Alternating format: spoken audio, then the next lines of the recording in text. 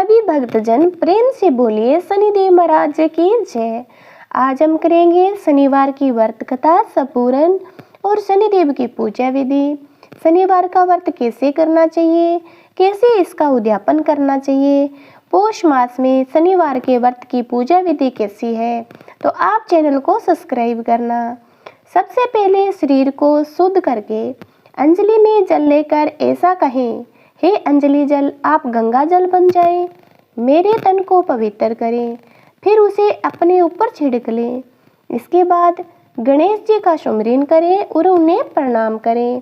इसके बाद दाएं हाथ में पान, सुपारी, अक्षत, तिल, गंगा जल, द्रव्य और फूल, बिल्व पत्तर, चंदन लेकर इस प्रकार बोलें, हे शनिदेव मैं कलयुग की वासी हूँ, पृथ्वी लोक में मेरा वास है, मेरा अमुक नगर है, अमुक मास है, अमुक पक्ष है, अमुक तिथि और अमुक नक्षत्र है। आप मेरे समस्त कष्टों को नष्ट करें, मैं आपका संकल्प करती हूँ। इसके पश्चात हथेली की वस्तु शनिदेव के सिंहासन पर समर्पित कर दें। इसके बाद गंगा जल या साधारण जल से शनिदेव की मूर्ति को स्नान करावें। इसके पश्चात अक्षत, तिल, बिल्व पत्तर, पुष्प, चंदन तथा पुष्पांजलि श्रद्धापूर्वक समर्पित करें। ऐसा कहकर हाथ जोड़कर क्षमा प्रार्थना करें, हे शनिदेव आप सूर्य के पुत्र हैं, यमराज की बाई है, आप ही मेरे हदार है, मैं कर्महीन हूँ, क्रियाहीन हूँ, आप मेरी भक्ति को स्वीकार करें तथा मेरी भूल को क्षमा करें। आपको बारंबार नमस्कार है। आइए अब हम करते हैं शनिदेव महाराज की संपूर्ण कथा। तो प्रेम से बोलिए शनिदेव महाराज की जय। हमारे चैनल को सब्सक्राइब भी जरूर करना। आज्ञा दी गुरुदेव ने, दीना शीश झुकाए, कथा कहूँ शनिदेव की, भाषा सरल मनाए। सबसे पहले श्रीमती सरस्वती देवी को सुमिरन करके, गणपति जी को नमस्कार करके, अपने गुरुदेव के चरणों में माथा टेक कर मैं श्री शनिदेव जी की कथा प्रारंभ करती हूँ। यह शनिदेव जो मनोवांछित कार्यों को सफल करने वाले हैं, जिन्हें सकल नर नारी 33 कोटि देवता योगेश्वर मुनीश्वर ध्याते हैं, वही देव मेरी त्रुटियों को क्षमा करें, मुझे अपनी शरण में लें। मेरे मन में आपके प्रति अगाध प्रेम है। यह बात सर्वविदित है कि जो लोग शनिदेव को ध्याते हैं उनके सकल मनोरथ सफल होते हैं, तथा जो ऐसे देव को भूल जाता है वह इस संसार में महान दुख पाता हुआ नरकगामी होता है और अगले जन्म में पशु की योनि में जाता है। जो कथा मैं तन मन से कहने जा रही हूँ उसे आप भी सच्चे मन से ग्रहण करें। एक बार संसार में चारों ओर पूजे जाने वाले 9 ग्रह एक स्थान पर इकट्ठे हुए परस्पर विविध प्रकार से वार्तालाप करने लगे। जब बात घूमती हुई उस स्थान पर आ पहुंची कि हम 9 ग्रहों में सबसे बड़ा और सर्वाधिक पूजनीय कौन देव है, तो प्रत्येक ग्रह देवता शव को बड़ा कहने लगे। इस बात पर बहुत देर तक वाद विवाद होता रहा और कोई निर्णय नहीं हो सका। तो यह तय हुआ कि चलकर इंद्र से इसका निर्णय कराना चाहिए। 9 के 9 ग्रह इंद्रदेव के सामने उपस्थित हुए। उन सभी बातें सुनकर इंद्रदेव भी सोच में पड़ गए, किसे छोटा कहूँ और किसे बड़ा, किसकी श्रद्धा के पात्र बने और किसके कोप के भाजन। अंत में सोच समझकर निर्णय न करते हुए वह बोले, मैं अल्प बुद्धि इस बात का निर्णय करने में असमर्थ हूँ। मुझे तो आप सभी बड़े नजर आते हो और मैं सभी का आदर सम्मान समभाव से करता हूँ। इस पर नवग्रह संतुष्ट नहीं हुए और हट करने लगे कि इसका निर्णय आपको अवश्य करना चाहिए।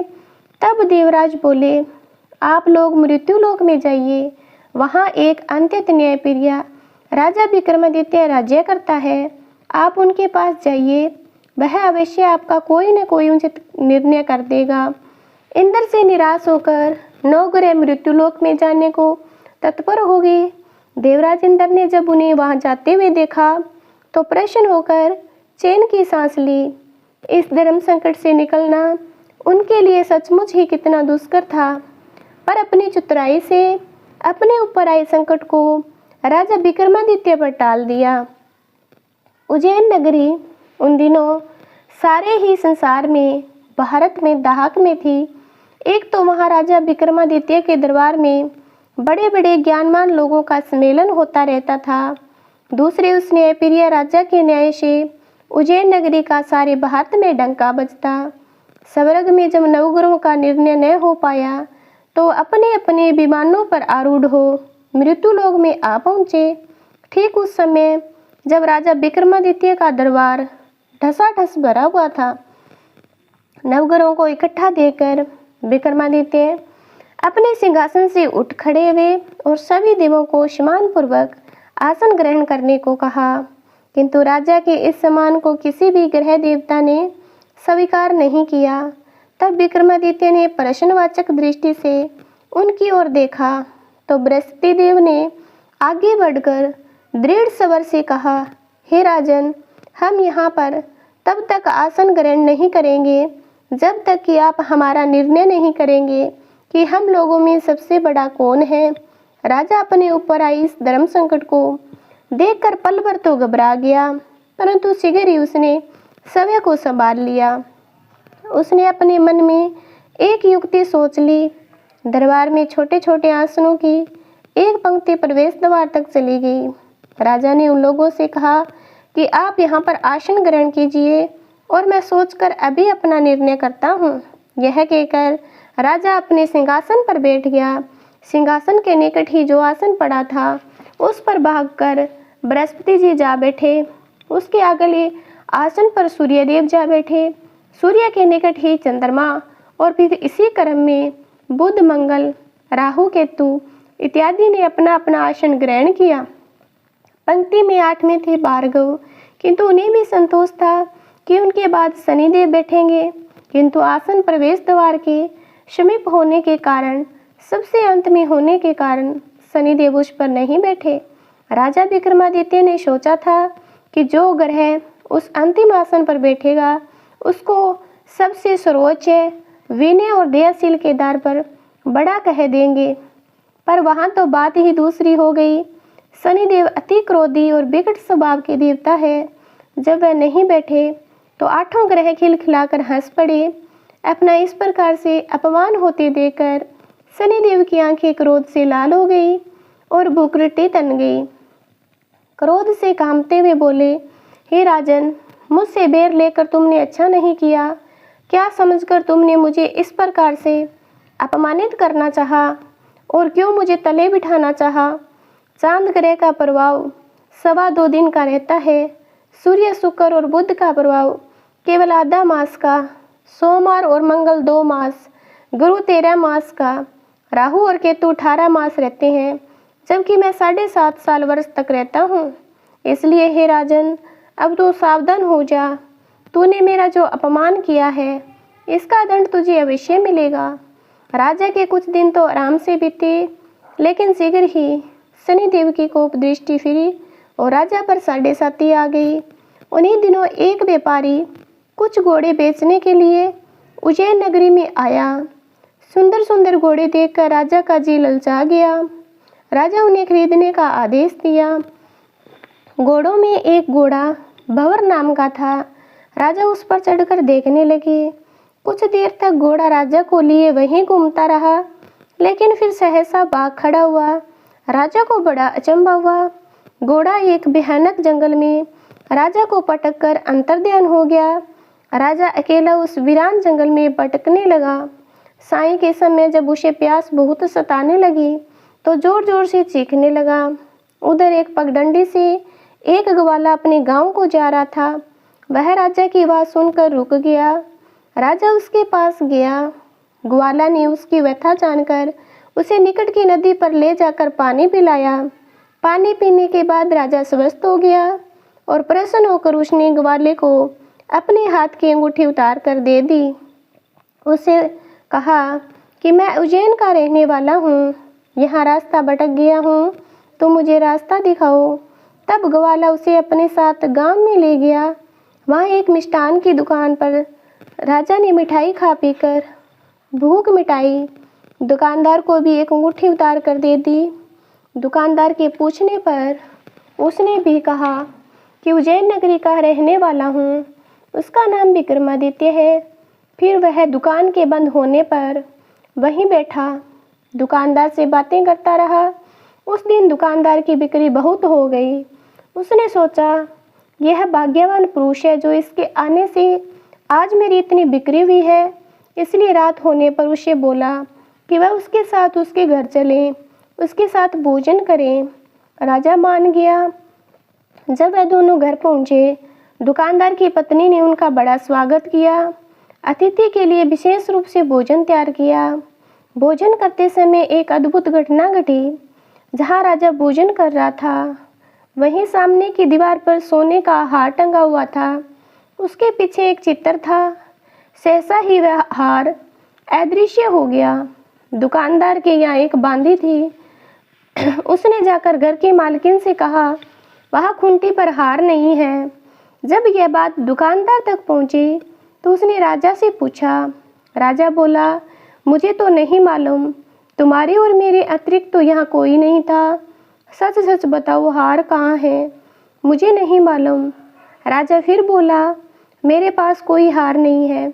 जब कोई निर्णय नहीं हो सका तो दुकानदार राजा को उस नगर के राजा के पास ले गया। उस नगर के राजा ने जब विक्रमादित्य की बोली वाली सूरत को देखा तो बोला, यह व्यक्ति कभी चोरी नहीं कर सकता। और यह कहकर उसने विक्रमादित्य को छोड़ दिया। विक्रमादित्य जब उस नगर में यूं ही इधर उधर घूम रहा था, तब उस नगर के एक तेली ने उससे कहा कि वह उसके यहाँ काम कर ले तो उसे वह रहने को स्थान और खाने को सामग्री भी देगा। राजा मान गया और तेली उसे अपने घर ले गया। वहाँ सारा दिन राजा धाने पर बैठा उसके बैलों को हाँकता रहता। तेली बाजार में तेल बेच आता। जब वर्षा ऋतु आई और मूसलाधार वर्षा होने लगी, तब धाने पर बैठे हुए विक्रमादित्य ने मौज में आकर ऊंचे ऊंचे स्वर में राग अल्पना आरंभ कर दिया। निकट ही उस नगर के राजा का राजमहल था। वहाँ खिड़की में बैठी राजकुमारी ने जब राजा का मधुर स्वर में गीत सुना तो अपना दिल हार बैठी। उसने बांदी को पता करने के लिए भेजा। बांदी वहाँ राजा को गाते हुए देखकर लौटी तो राजकुमारी से बोली कि वहाँ तो कोई अति सुंदर नवयुवक बैठा मस्ती में आंखें बंद किए गा रहा है। रानी ने आकर उसे समझाया। रानी ने अन्न जल त्याग कर दिया। रात तक जब उसने कुछ नहीं खाया, वह बोली कि वह राजा के पास गई और उसे कहा कि गाने वाले पर शादी करेगी। रानी ने जाकर राजा से कहा कि राजकुमारी एक तेली पर मोहित हो गई है और उसे ब्याह रचाना चाहती है। राजा ने सुना तो बहुत क्रोधित हुआ। उसने तेली को घर से विक्रमादित्य को बुलवाया। उनके हाथ कटवाकर जंगल में फेंकवा दिए। यह बात जब राजकुमारी को पता चली तो वह भी अपनी बात पर कठोर हो गई और बोली, मैंने तो अब उसी को वर लिया है, वह चाहे कैसा भी हो उसी से शादी करूंगी। बेटी की हट देखकर लाचार हो राजा ने दोबारा विक्रमादित्य को नगर में बुलवाया और उसे राजकुमारी का मामूली ढंग से पाणी ग्रहण कराया और एक साधारण मकान में दोनों को बसा दिया। दोनों वहीं रहने लगे। एक दिन जब विक्रमादित्य सोया था तो सपने में शनिदेव नजर आए। विक्रमादित्य ने उनके सामने नमस्कार किया, क्षमा याचना की। शनिदेव ने उसे आशीर्वाद दिया और बोले, अब तुम्हारी साढ़े साती खत्म हो गई है। राजा बोला, मुझे तो गलती हुई, उसके लिए मुझे क्षमा कर दीजिए। शनिदेव ने मुस्कुराकर उसे आशीर्वाद दिया और राजा के दोनों बाजू दोबारा निकल आए। राजा ने अपनी पत्नी राजकुमारी को रात में जगाया नहीं। वह रात को उसके गले में अपनी बाहें डालकर सो गया। सुबह राजकुमारी की आंखें खुली तो उसने अपनी गर्दन में बाहें पड़ी देखी तो वह चौंक कर उठ बैठी। लेकिन शीघ्र ही विक्रमादित्य ने जागकर उसको सब बातों से अवगत करा दिया। जब वहाँ के राजा को यह बात मालूम हुई तो वह भागा आया और उस अपंग को फिर से स्वस्थ देखकर चकित रह गया। उसने भी विक्रमादित्य से यही कहा कि यह सब शनिदेव की कृपा का फल है। और विक्रमादित्य ने अपना वास्तविक परिचय भी उस राजा को दिया और सारा किस्सा विस्तार से सुनाया। सुनते ही राजा विक्रमादित्य के चरणों में गिर गया और क्षमा याचना करने लगा। बस यह खबर शीघ्र ही सारे नगर में फैल गई। दुकानदार को जब यह बात मिली तो भागा भागा आया और विक्रमादित्य के पाँव में लौटने लगा। विक्रमादित्य ने उसे उठाकर आसन पर बिठाया और कहा, तुम घर जाकर उसी खूंटी पर देखो, हार टंगा होगा। और सच्ची दुकानदार ने देखा, हार टंगा पाया।